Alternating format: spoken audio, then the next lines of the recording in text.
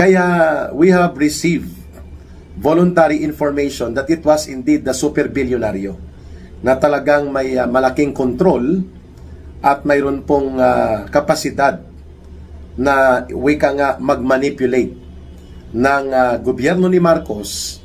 Of course, there are other super bilyonaryo there. Yung isa dyan sa airport, siya nagde-develop in the guise of public-private partnership, no?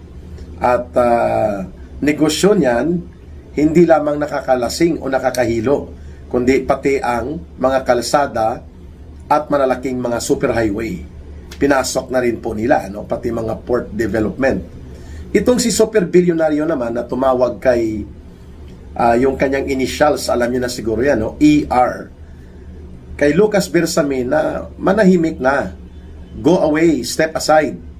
No? Hindi na magpa-insist pa. Hindi po natin pinapakialaman ang kanilang ugnayan ni Lolo Lucas Bersamin. Itong si super bilyonaryo. Pero kung ang kanilang ugnayan ay nakikialam na sa aspeto ng governance, hindi na po tama. Sapagkat mayroon kang mga business interest, malalaki, no? Siya din po nagkokontrol nito ng port area terminal services, no? Sa buong Kamaynilaan and many parts ng bansa. At may international connections po yan, ano? Ngayon, kung itong mga super bilyonaryo na tinatawag ko nga nung ako ay nasa CPP, NPA, NDA pa, tinatawag ito na mga burokrata kapitalista at mga burgesya komprador.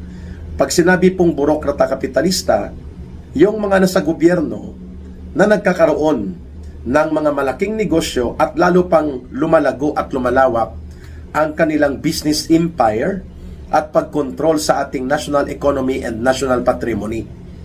Yan po, burokrata kapitalista na sa loob po ng gobyerno. Like si Martin Romualdez, bilong po yan sa burokrata kapitalista. Bureaucrat capitalist. Si Marcos, hindi po yan bureaucrat capitalist, plunderer na adik, according sa kanyang kapatid at kay Saldico. Ibang kategorya yon kasi wala naman talagang malalaking negosyo sila Marcos maliban sa pagnanakaw sa gobyerno.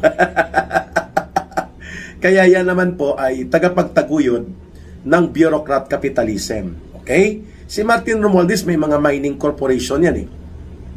Marami po siyang mga pinasok na negosyo, pati media. Yan, kaya bureaucrat capitalist kasi ginagamit niya ang kanyang puder sa gobyerno, kapangyarihan, at pati ang pangungurakot para lalo pang lumago ang kanyang negosyo. Ang burgesya komprador wala sa loob ng gobyerno, walang formal office o walang formal position in the government, pero nagmamanipulate at ginagamit ang koneksyon sa gobyerno para ang mga policy direction, ang mga economic decision at ang mga pagninegosyo ay maprotektahan ng gobyerno at mapa-improve palalo ang kanilang business interest. Yan naman po ang mga burgesya komprador. So, si ER at like mga Manny Pangilinan at mga Ramon Ang, mga burgesya komprador po yan. Bourgeois comprador class. Sila po ay at ang burgesya komprador at ang burokrata kapitalista at mga malalaking panginoong may lupa, the big landlord class, sa asyenda naman po yan nabubuhay. Pero ngayon, dahil umabot na tayo sa modernong panahon, yung mga lumang asyendero naging burgesya komprador na rin. Halimbawa, yung mga malalaking mga lupain ay nag-branch out na rin po sila sa negosyo ng real estate at iba pang mga retail o kaya power and energy. No, nagiging cross border classification sila. Pag sinabi kasi ng asyendero o malalaking panginoong may lupa, strictly ang kanilang source ng kayamanan at control sa ekonomiya, mga sugar plantation, mga plantasyon sa tubuhan, pinyahan, abaka o kaya mga hasyenda na malalawak, no? Like Hacienda Luisita, yung mga Hacienda Locsin, Hacienda Montelibano, Hacienda Lacson, no? Mga ganon po. Karamihan yan sa Negros, makikita at sa Kabisayaan, sa Iloilo. may mga siyendero. Pero dahil nag-improve na ang panahon at umunlad na rin po ang antas ng lipunang Pilipino, yung mga dating hasyendero o mga big landlord class, sila na rin po ang naging burgesya komprador. At sila na rin minsan ang nagiging burokrata kapitalista. Sila rin po ang nagkokontrol ng mga poder sa gobyerno. Like ang mga Villar, sila po ay burgesya komprador. Bourgeois komprador class yan. Itong tatlong class na to, no, sa triangle ng lipunang Pilipino, itong burgesya komprador, like nitong super bilyonaryo na si ER, sina Pangilinan, sina Ramon ang mga may-ari ng SM, mga burgesya komprador yan, at ang mga burokrata kapitalista, kagaya nila Marcos, Martin Romualdez, at mga Rojas, nung nasa puder pa sila, at itong mga malalaking asyendero na may naiiwan pa, sila po ay nasa 1% lang ng ating population. Mga 100 families lang po yan, mga kababayan. But they control more than 90% ng buong kayamanan ng ating bansa. Kaya, gusto ng burgesya komprador, ng mga burokrata kapitalista, at ng mga Panginoong may lupa ang kagaya ni Marcos, na korap, kasabwat, at kayang i-manipulate. And that is the reason na nahihirapan sila noon mag-manipulate ng buong ekonomiya at gamitin at sagarin at sipsipin ang kayamanan ng buong bansa sa panahon ni Pangulong Rodrigo Duterte. Sapagkat si Pangulong Duterte, naiintindihan niya that the only mechanism left para sa mga mamamayang Pilipino sa tatsulok ng lipunan natin, yung mga manggagawa, maralitang lungsod, mga katutubong pamayanan, mga manggagawang bukid, mga magbubukid at mga magsasaka, at mga nasa sinasabi ng paboritong linya ni Leni Robredo na mga nasa laylayan, ang only support mechanism nila to survive at para sila ay hindi lubusang malugmok ng tuluyan sa kumunoy ng kahirapan ay gobyerno. So dapat ang gobyerno ay nagpapacilitate at nagpoprotekta sa interes at kabutihan ng mga mamamayan. Bagamat hindi man yan perfecto, there can never be an absolute egalitarian or absolute equality, pero kahit man lang sana maiangat ng konti at makataong antas ang pamumuhay ng milyong-milyong mamamayang Pilipino. Yan po ay tungkulin, obligasyong moral at legal ng gobyerno na sinubukang gampanan sa panahon ni Pangulong Rodrigo Duterte. Pero sa panahon po ngayon, lalo na ni Marcos Jr., lalo pong namayagpag itong mga oligarko na binubuo ng burokrata kapitalista sa loob ng gobyerno, burgesya komprador, at mga malalaking Panginoong may lupa o mga asyendero, sapagkat barkada sila ni Marcos. No?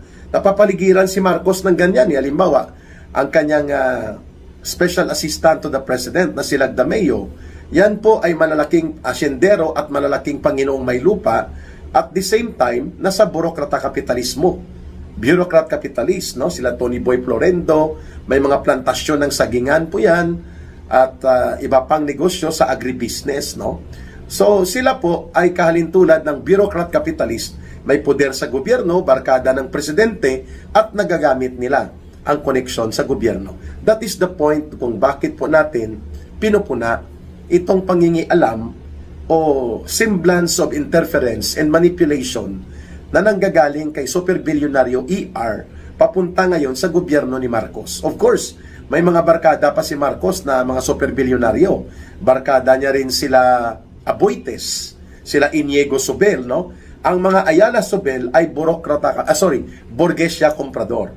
They are not into the actual government position, but they are well connected always to the government.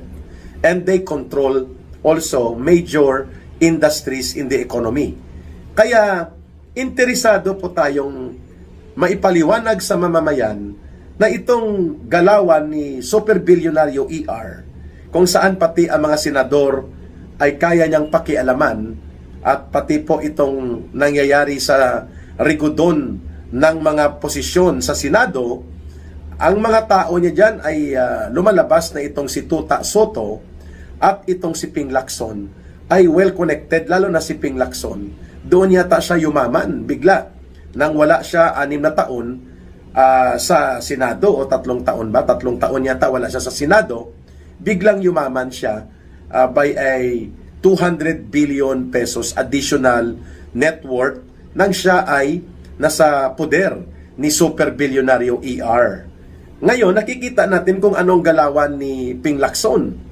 Ipinagtatanggol niya ng todo-todo to the point na nagiging katawa-tawa siya kahit baluktot at makitid at hindi tumutugma sa lohikal na mga argumento ang kanyang mga sinasabi, basta lamang may pagtanggol ang pananatili ng isang bulok, magnanakaw, adiktos at sindikato na gobyerno ni Marcos sapagkat napapakinabangan nila at ng kanilang patron o benefactor.